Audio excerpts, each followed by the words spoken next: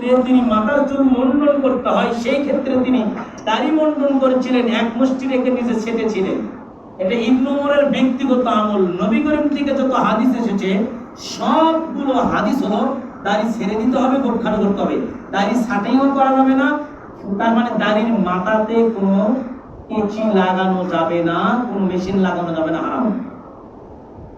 চাচাও হারাম, ছাটাও হারাম, জন্মায় কারোর প্রতি আমার রাগ নেই। আপনাদের সঙ্গে আমার জমিনে কোনো গন্ডগোল নেই যে আপনাকে ঠকানোর জন্য করেছি। এই এলাকায় আজকে প্রথম আসা, এই এলাকায় এসে উজু করার সময় টিউবওয়েল থেকে পানি পান করেছিলাম। ওই পানি আল্লাহ থেকে পৃথিবী সৃষ্টি হওয়ার আগে আমার নিজে গালা লিখে রেখেছিল ওই পানি তুমি খাবে। এই জন্য ওই যে ফোন দিয়েছে চলে আসছে, এখানে রিজেক্ট ছিল। কথা বুঝতে পারছেন কি? এই যে হাদিসটা আপনাকে বললাম, উবাই বিন কাব হতে বর্ণিত, রাসূল বলেছেন যদি কোনো লোককে দেখো যে সে জাহিলিয়াতের বংশ সম্পর্কে উপস্থাপন করছে, মানে বংশের অহংকার করছে, তাহলে তাকে বলো সে যেন তার বাপের লিঙ্গতে কামড়াতে থাকে। এই কথা বলো, ইঙ্গিত করো না। নবী ডাইরেক্ট হাদিসে বলছে, তুমি তাকে ইঙ্গিত করে বলো না যে চুপ করো চুপ করো, বংশের মজা দাও না। নবী বলেছেন তুমি তাকে ডাইরেক্ট বলি দিও সে যেন বাপের লিঙ্গে কামড় দেয়। তাহলে বংশের মর্যাদা করা, অহংকার করা শরীরটা হারাম।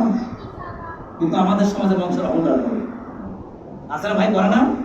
এই হাদিসটা পাবেন আপনি মুসলিম আহমদের 21236 নম্বর, নাসাই কুবরার 10810 নম্বর হাদিস, হাদিসে সহিহ।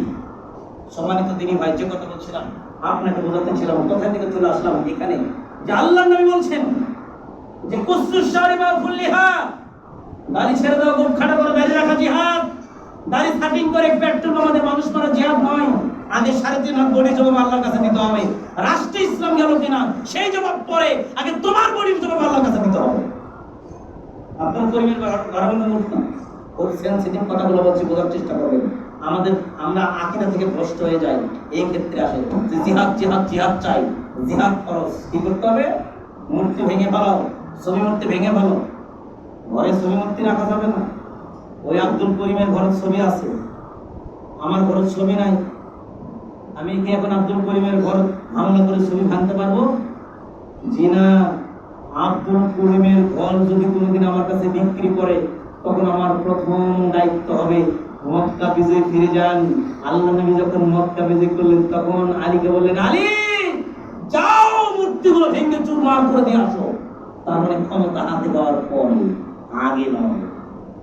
বোঝার চেষ্টা করেন, আব্দুল করিমের ঘরের মূর্তি ভাঙার অধিকার আপনার নাই। তবে আব্দুল করিমকে আপনি বোঝাতে পারেন যে আব্দুল করিম ভাই মূর্তিটা ভেঙে ফেলো, আপনাদের ছবি টাঙান দূর করে দাও। এটা প্রচেষ্টা। কিন্তু জিহাদ কি? আপনার বডির মধ্যে ইসলাম প্রতিষ্ঠা করবেন, আপনার সমাজে, আপনার পরিবারে পর্দার প্রচলন করবেন, এই চেষ্টা আপনার জিহাদ। আপনি ফরজ সালাতে আযান হচ্ছে, হাইয়া আলাস সালাহ, সালাতের দিকে আসো, বাড়ির কাজকে ছেড়ে দিয়ে, গরুকে পানি খাওয়ানো ছেড়ে দিয়ে, দড়িভাবে বেঁধে রেখে মসজিদে আসাটা, এটা আপনার জন্য জিহাদ। যে আমি আল্লাহর দ্বীনকে উন্নত করার জন্য যাচ্ছি, শুধু মানুষ হত্যা করার জিহাদ নয়। আমার কথা কি বুঝতে পারছেন? এই ইলমের জন্য আসছেন, এই ইলম নেওয়ার জন্য আসছেন, এই ইলম নেওয়ার জন্য আসাটা মসজিদে জিহাদ। বলেন সুবহানাল্লাহ। হাদিস কি?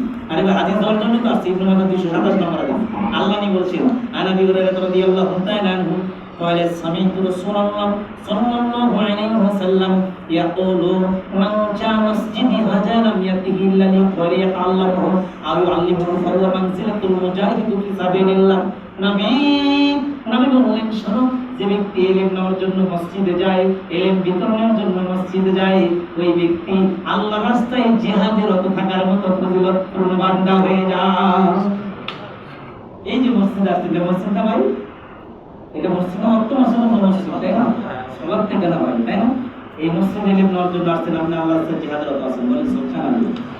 যারা আল্লাহর রাস্তায় জিহাদে রত থাকে, এই জন্য বলছিলাম জসিমউদ্দিন রহমানী নামে এক ব্যক্তি আমাদের ছিল, সে চরমপন্থা উস্কে দিল যে জিহাদ জিহাদ জিহাদ চাই।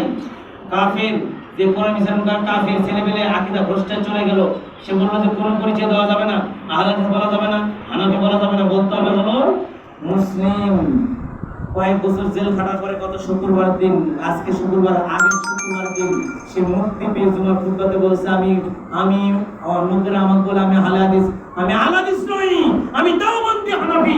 পরিষ্কার করে দিয়েছে তার আকীদা কি, তার গরজ কি। এজন্য জসিমউদ্দিন রহমানের আকীদা যদি আপনার মধ্যে থাকে, আপনি ভ্রষ্ট আকীদার মধ্যে চলে আসবেন। আমার কথা বুঝতে পারেন? কষ্ট হচ্ছে মনে হয়। তার আকীদা কি জানেন? যে যে জ্বালাও পোড়া করে রাষ্ট্র ইসলাম নিয়ে যাও, এটা করা যাবে না। মানুষকে দাওয়াতি কাজ করতে আল্লাহ নবীকে বলছেন, আর নবী তোমাকে দারগা করে পাঠাইনি যে পিঠে মানুষকে জ্বালাতে গেলাম, তোমার কাজ তুমি বলবা। আর বাকিটা হৃদয়ের মালিককে বলেন তো, হৃদয়ের মালিককে বলেন তো আল্লাহ। আর রশিদ পীরের মাজারের পীর সাহেবের আল্লাহ হৃদয় লেখেনি, কিন্তু পীর